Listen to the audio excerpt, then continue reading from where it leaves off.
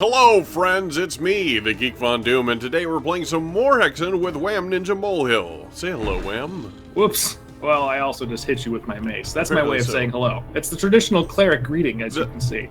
Yeah, that works. Oh, hang on a second. Yes. Oh, And over Eden here. is here as well. And other Eden. Okay, cool. That should do it. So, we just beat the I guess, technically it's the first boss of the entire game. So, and now we're going to be jumping into this portal here, which leads to the next hub. Shall you go ahead and you have the honors. Go right through. Here's Korax once again with some kind words. Worship me, and I may yet be merciful. I don't want to worship you. Maybe not. There shall be no warships. Now, stay away from that wall for a moment. Oh, it got me instead. Don't worry. Yes, Nice. there are just fireballs being flung around. Oh, that's right. I died recently, so I have no mana. I'm gonna have to rely on you for a moment. All I've got is my wand, unfortunately. All right. Well, you pepper those guys, and I'm gonna go downstairs and centaurs. start. Oh, hi. Also, you'll notice those flying bishops. Oh, yes, I do. They are called the Dark Bishops, and they are the primary disciples of Korax, I guess you could say. If you remember Heretic and how Heretic had disciples in it, those Yes, floating dark wizards. disciples. Yes, these are basically Hexen's version of those. Yes. They are quite annoying because if you kill them, they explode, for one thing. Oh. They have a tendency to dart around and avoiding projectiles, so it's best to use melee weapons such as this. So, But at the same time, they explode, so it's best Yes. to use range right, weapons. so it's best to use range kind of weapons, but then they dodge your range weapons. So Right, then, then it becomes an endless loop of just annoyance, and they can do a lot of damage, so you gotta be careful about them. So, but they are introduced in this episode, and we'll be seeing them throughout. Episode, hub, whatever it may be. Let me just go ahead and grab this little freaking Mystic Ambit and just throw it off to the side here. Oh, I forgot there's mana over here, so that's gonna be useful. Okay, I have a little bit of mana. Have mana will travel. There's some green over here if you're interested. Where are you? Oh, I see you, yes. I grabbed some the ones on the other side. Seem to be Sure, I'll here, grab so- some green. That sounds good.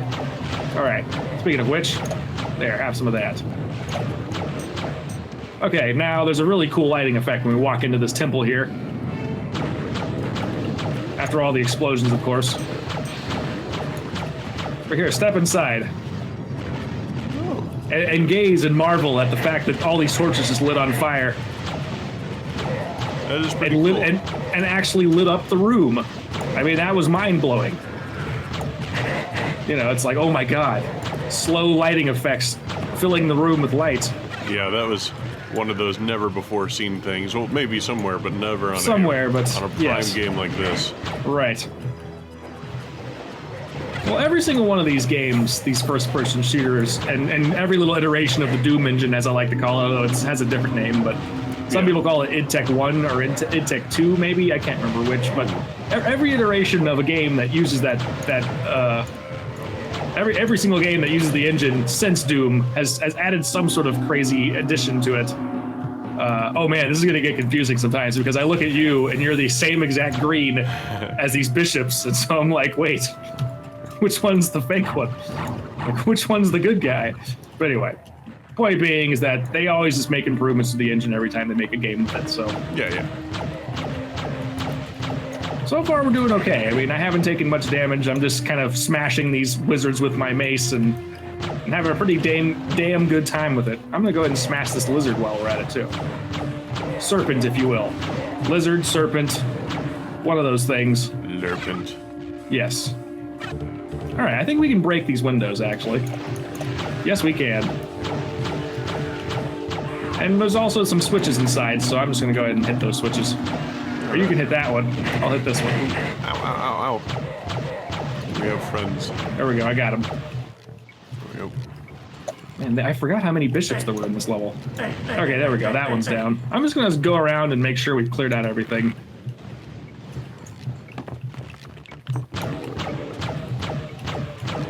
There we go. Or one more. All right. Oh, crap. I forgot. Okay, hold on. This is actually worth noting. Where are you at? Oh, here you center are. room. Okay, so let me show you this real quick. This is going to be a recurring theme throughout this around this hub. So there's a box right here. You see this box? Yes.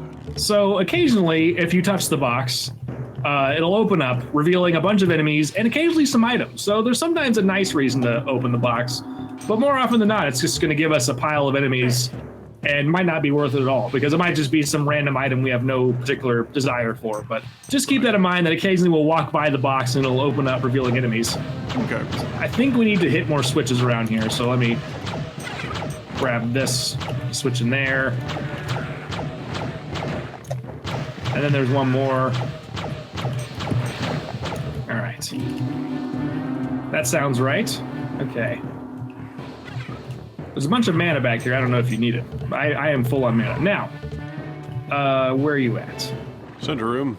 Center room. Okay. So tell me about this guy right here. Yes. So this is a, I guess you could call it a celestial chart. You'll notice that there is a red little gem right there in the center that's already been placed in there. Let me take care of these guys too. So that's called a ruby planet, and there it is basically a gemstone, and there are quite a few other gemstones that we can collect. And our goal right now is basically to find them and put them onto this thing. Forgot about that. Oh yes, that they reflect. But yeah, that's basically our goal. There's also one here, I think, but there seems to be a bunch of like burn marks on the wall now. But yeah, and then don't worry about these bars yet, because that's going to come much later. But yeah, so that's our goal right now, is to find these gemstones and place them onto that celestial chart, if you will. I guess you can call it that. But there's plenty to do in this level first before we do that. So let's just go around and kind of do a little bit of exploring here. I think one of the first things we can do is actually go this way. Sorry, I keep bumping into you. Let's go down this way real quick. There's a couple things I think we can do in here. Like, okay, so for example, see there's a switch right here? Yeah. Now turn around. Oh crap. What is that that's firing pollution at us? That is a Slaughter firing terrible things at us.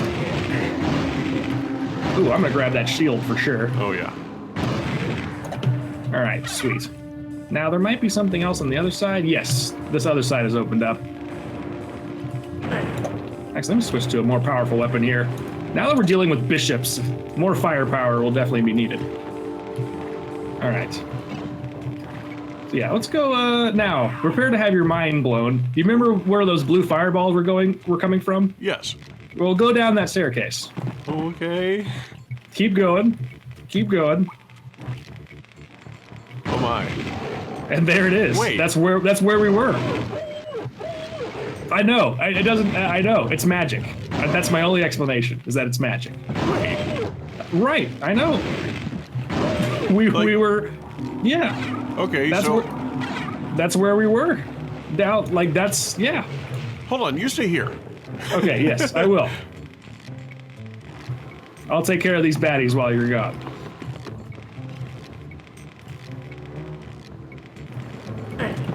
What the hell? Hi. Oh, this is awesome. I know, right? So cool. I can only chalk it up to magic. Like that's my only possible explanation. We'll just go with straight voodoo. Yeah, voodoo magic, probably some form of voodoo magic. You know, Yes. like. All right. Well, where I don't know where you went, but there's a couple more things. Oh, okay, sweet. Okay, so one thing that's easy to miss is there's actually a bunch of dead trees over here that we can break, revealing a switch. Oh. So we hit the switch. Nice. I believe that's what does that do? It sounded like it was in that direction. Yes. Now we can go into this. See this stuck thing here? Okay. I think now we can actually go in there. Well, I think we might have to wait for it to rotate, but give it a moment. There we go. Okay, I'm going in. There's one behind us as well. It's mostly just like little knickknacks and doodads. Actually, it looks like there's not much at all besides mana. I might have already grabbed some, but there's also some on these sides too. But yes, you can also, if you are particularly agile, you can actually leap across. Oh wait, I don't want to be here. Shit. Yay. Hold on, I'll wait for you because I'm gonna need your help for this section. All right. Where are you? Sorry. Oh. Wait.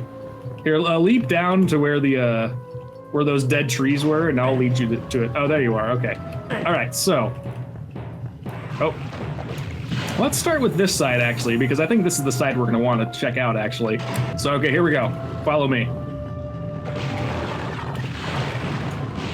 All right, you're good. Now, this room essentially contains one of your super weapon pieces, which means I think up to this point that you could actually assemble your super weapon. In fact, there's your piece right there. Hey there, guys, it's me, the Geek VonDOOM, and unfortunately I had to cut this one short, but questions do still remain. Now that we have our super weapons, what could possibly stand in our way? And there's a lot. Find out the answers to that and more next time on VonDOOM Gaming!